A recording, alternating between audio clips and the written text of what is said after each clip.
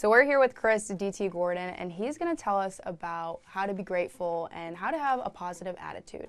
So Chris, you have a very interesting story. Do you want to start us off? Certainly, Natalia. First of all, thanks for having me here today.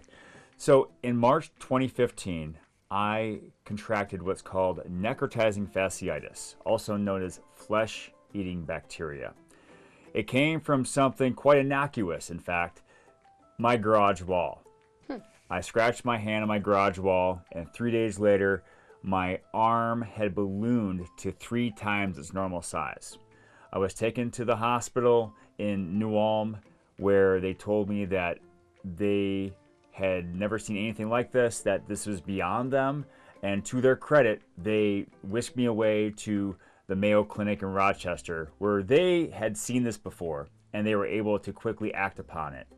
I was put in a medically-induced coma for 5 days, and they conducted several surgeries, first of all to save my life, but then to remove, by removing the infected skin and tissue off my body, and then they had to, first of all, attach this part of my leg. This is my leg, in fact. Wow, okay. This is for my left thigh, and since this is my thigh and my hand, I call this my thand. And then they also had to place skin graft harvestings on my arm, shoulder, chest, and back. And most of those surgeries took place in that 5-day span. When I woke up, though, that's when my next chapter began. Because while I was physically healed, I had what I called personal bacteria. I had lots of questions to which I had no answers. Like, what was I going to be able to do when I fully recovered, if I fully recovered? How was I going to be able to deal with other pressures, even scratches on my hand? What were my relationships going to be like? How was I going to handle finances? Because as it turns out, I am now the proud owner of $1 million arm. And so with all those questions in my head and no answers for them, I started feeling lost and alone. But thankfully, I didn't have a lot of time to ruminate on those questions, because my wife, Becky, started telling me during one of our visits early in my hospitalization about how so many people were stepping up to help us in various ways. And through that conversation, I developed what I now call the attitude of gratitude, or TAG for short.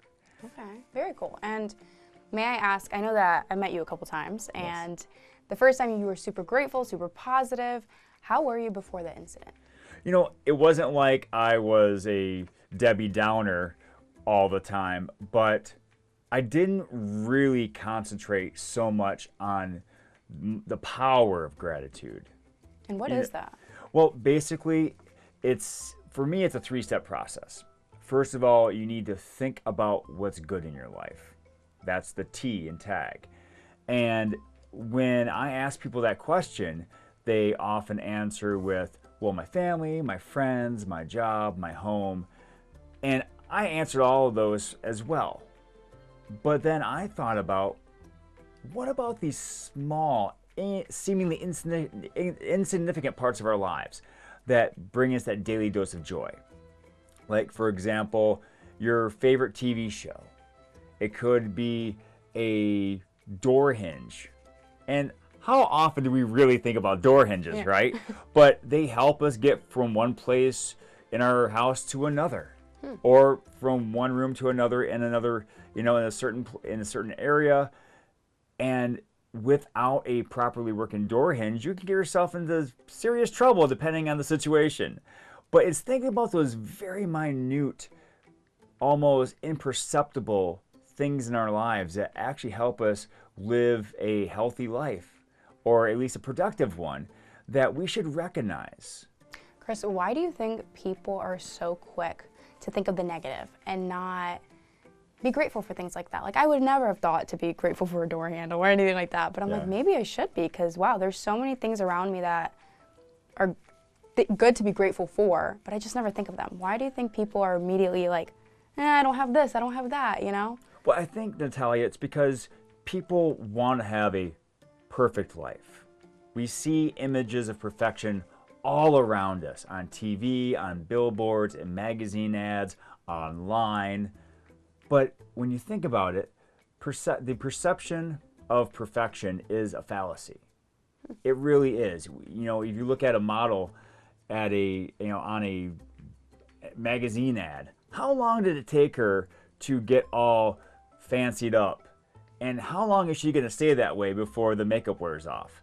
Or that car on that billboard. Yes, it looks really fun to drive now, but how long is it going to stay that way before it gets a ding or a scratch? By not focusing so much on the perfection of something, but focusing on making something great with consistency and diligence, we can find that it is much more possible to have happiness and pleasant moments in our lives if we are just looking at things that, again, we might overlook and say, hey, you know what, that is good, that's great. You know, that's making it possible so I can open a door, so I can do my job. I mean, imagine if you have a keyboard and 5 of the keys are missing. Yeah, that's a good point. You know, that's really irritating. Yeah. And so by being thankful for all those keys, you know, I might not have a great day, but at least I can have a good day. And that in itself is a success. Let me ask you, Chris, by implementing gratefulness, or I don't know the word for it, but how have you seen your life change for the better?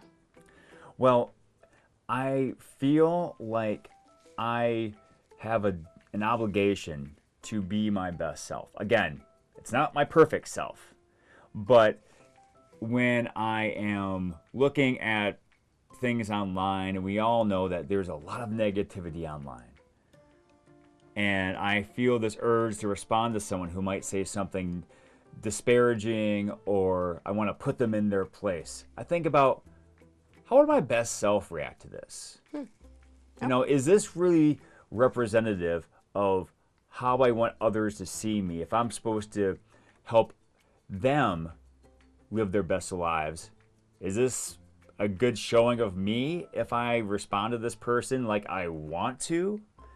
And so it gives me a second to really think about, okay, what's going to be the best way to serve here? And while I can't say I'm 100% solid on that, you know, we all make mistakes, but we all can try to achieve some greatness through consistency, perseverance, and diligence. Is this a mental battle now that you see? You're like, oh, I have to be grateful, I have to be positive, I have to be happy, but I really want to say this. You know what I mean? Is it every day a constant battle, or do you get used to it? You know, yes, to both. You know, the more you practice, the better you get. It's like a sport or a hobby. But sometimes there are situations where it's harder to feel grateful for something. But that's also why challenges are so important to us. What challenges us changes us. And if we're not able to step up to the challenge, then we're never going to change. And so if I make a mistake, if I say something silly, I might disparage myself for a little bit, but then I give myself grace and I just tell myself, all right, you'll just do better next time. Just remember this so you learn from it. You know, I've met a few people in my past that just can never be grateful. And I'd be like, oh, what are you grateful for? They're just like, nothing. What is your advice for people like that want to change but can't seem to find the way?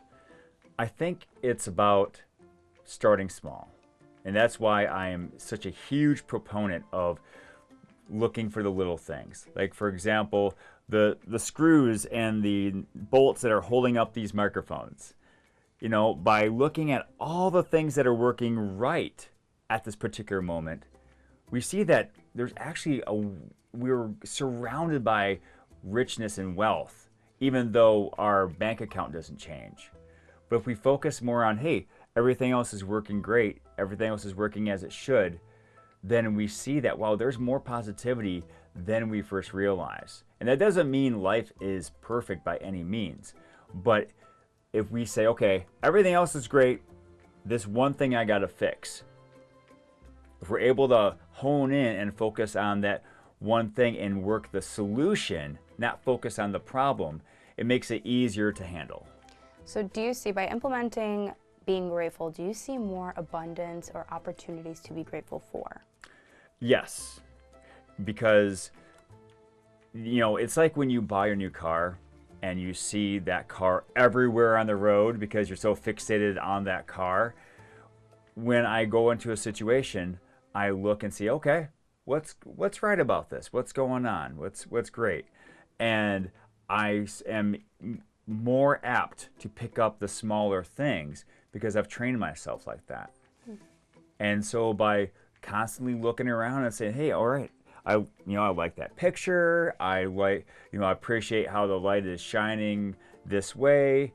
And by being creative and picking, but not, there's creative, and then there's trying to be sarcastic. We all have that sarcasm button in ourselves that we sometimes like to push for humor.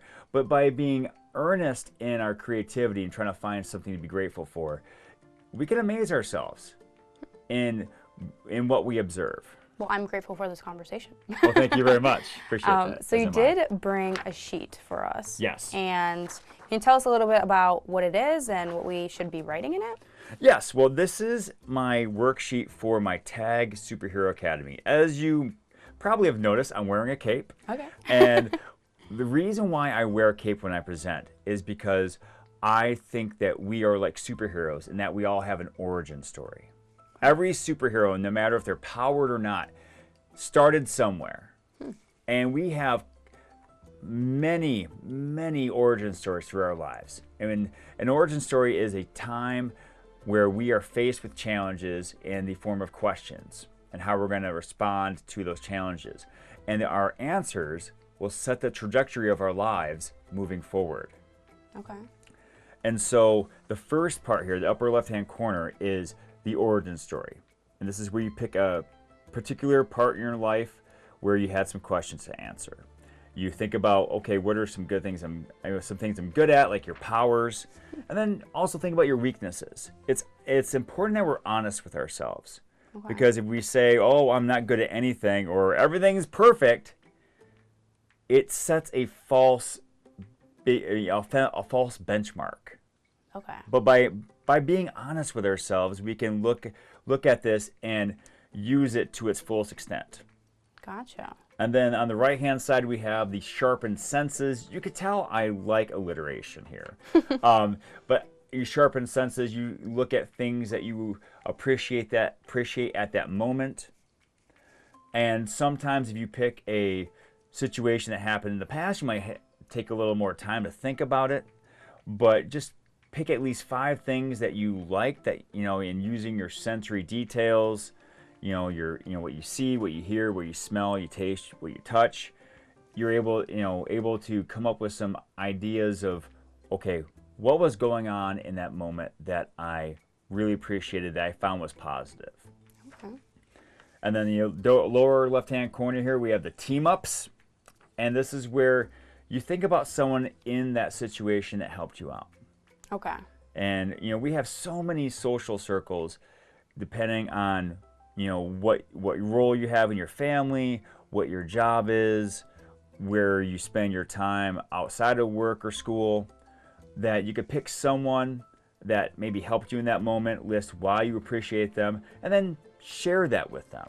Because we go through our lives often without hearing good feedback, positive feedback, especially in our personal lives.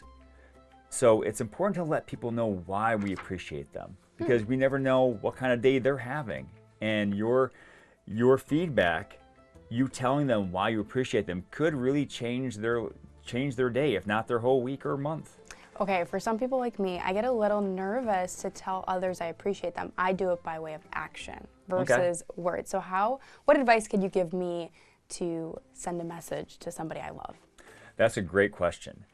What I do on a weekday basis is I will video record myself on my phone, send them a short 30-second to a minute video message, just letting them know why I appreciate them.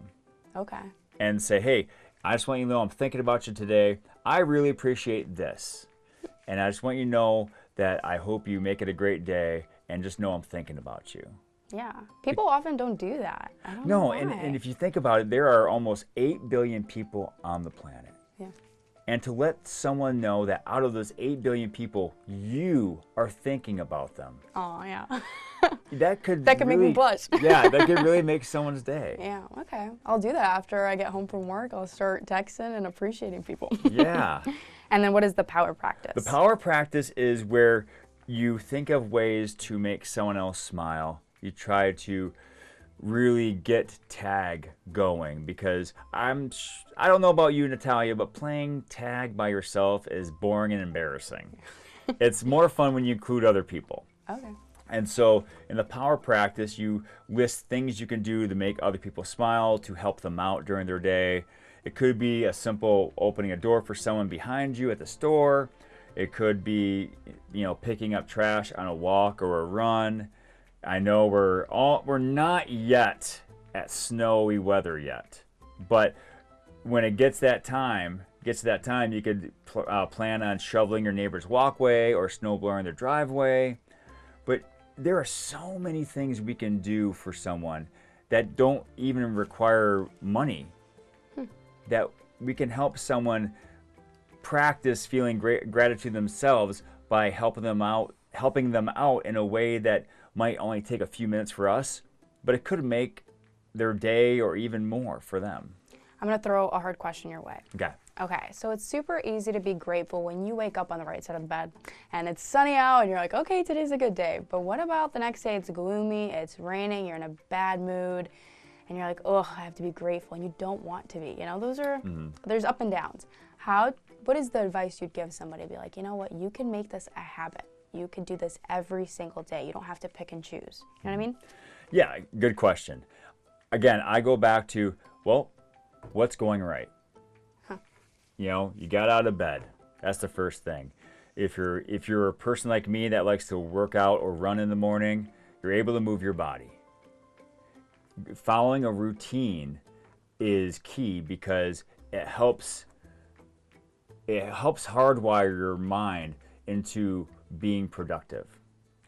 And so if you're someone who maybe you're not a morning person, find a routine to fall into that will help you achieve a goal. But going back to that, it's gloomy, it's maybe it's raining out or bad weather.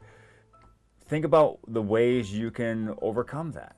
Think about, hey, I have a raincoat, I have an umbrella. I'm thankful for those because they're going to help keep me dry. If there's someone you can message and say, hey, I'm not having the best day. Can you, send me something to cheer me up? Send me a picture of your dog or your kid. We see online all these pictures of people or texts or posts of people saying, I'm sad. Send me your, like the 5th picture on your camera roll or whatever. Reach out. I think so many people are afraid of reaching out because they're going to be a bother to someone. There are so many people who love to help. Giving them that opportunity not only helps you overcome your struggle at that point, but it also gives them a reason to be grateful because you're giving them a way to serve. A big message I want to send to viewers at home is you don't have to be the same as you were yesterday. You could change your entire life if you really want to. But people get caught in this habit of the same. They think the same and then they do the next day. It's just like, I'd love to hear your opinion. You could really change your life. You could change your perception. You could change your perspective on absolutely everything. Is that correct? Of course. Yes. I mean, the only thing constant about life is change. We change every day. We get a little bit older, a little bit hopefully wiser. And if you are invested in a practice, every day you're getting at least 1% better. And so instead of looking at yourself and saying, okay, I want to be 100% better at this right now, give yourself 100 days and say, okay, I'm going to get 1% better at something every day. And it could be, running a 5K or maybe working on a large project. But give yourself the grace to have enough time to grow and then just work on something a little bit more every day. And pretty soon you're going to find that consistency in those small movements have taken you a great distance. I love your attitude. I love the positivity. I feel more inspired. And I know that you've also wrote a book, From Survivor to Striver. Yes. Where can people find this, and what is the purpose of this book? Well, I'll answer the second question first. Okay. When I was thinking of how I could serve others with my message, I knew I was going to be a speaker. But I also knew that I wanted people to take something away from my presentation, and so they could still remember what I said far beyond the stage.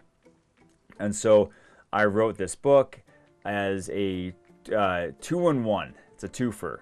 The first part is a memoir where I share my story, and not only my journey, but also have numerous gratitude implementation devices people can use. Being a teacher, I have a section, especially for teachers, so to help them in the classroom. And the second part is a 6-month gratitude journal, because I want to give people enough time to develop those skills to help them see the world in a more positive and grateful light. There are weekly and daily prompts to help them boost up their imagination as well. And I just wanted people to have something that they can go to when they might need a little extra help, that if they can't find this podcast for some reason. They can find the book at Amazon, at Barnes & Noble, and if they go to my website and reach out to me, I can actually send them a personalized autographed copy myself. And I don't know if Jeff Bezos can do that. So Awesome. And thank you so much for the copy that you got me. Definitely. So for somebody that wants to wake up, even right now, and like, you know what, today's the day I'm going to be grateful, what is the first step they should take? Well, I think they should look inside themselves and see, okay, what is going on that is going well? Well, if you can hear this, your ears work. If you can see us, your eyes work. If you are standing, if you're able to stand, your legs work. Your body is operating usually as it should. So be thankful for what your body is able to do. And then look outwardly. Do you have family and friends that you're thankful for? Do you have a job that, even if you may not appreciate it at all times, that pays the bills? Or do you have some way that you can serve others to help them feel grateful? It really comes down to the small things. The smaller we can feel grateful for something, the more foundational it becomes. Because if we always look at, well, I'm thankful for my relationships with my significant other. Well, something happens and that goes. That's a huge chunk of your life. Yeah. If you are thankful for your house, but something happens, unfortunately, then that's gone. Or your job. But by putting stock in the small things in life, you see that there is so much to be grateful for, that even if something big and bad happens, you still have all this around you to fall back on. And go to your social circles and reach out to people. People want to help you. And by them helping you, you can also help them. I think that's my biggest takeaway, is I don't even notice how ungrateful I am sometimes, how I never thank the world or the universe or whoever for the things I see, for the things I hear. Like, all that stuff I think is very inspiring, and I'm going to start practicing these gratitude exercises. Is there anything else you'd like to add that maybe I didn't ask you? No, well, I just want to say that I am always looking for opportunities to serve, particularly in schools and organizations. I love speaking to students and teachers as well, being a teacher myself, as I said, both in a in-person classroom and online. I've been teaching online this is my 13th year. I know what teachers go through on a daily basis, and I want to help them through their various struggles. And I know there are a lot of organizations as well that need, some reassurance that they're on the right path, and I want to inspire them to, as I say, pass on perfection, go for greatness. Awesome. Thank you so much, Chris, for everything you taught us, and I'm excited to share this with everybody else. Well, thank you, Natalia. Again, I appreciate the opportunity.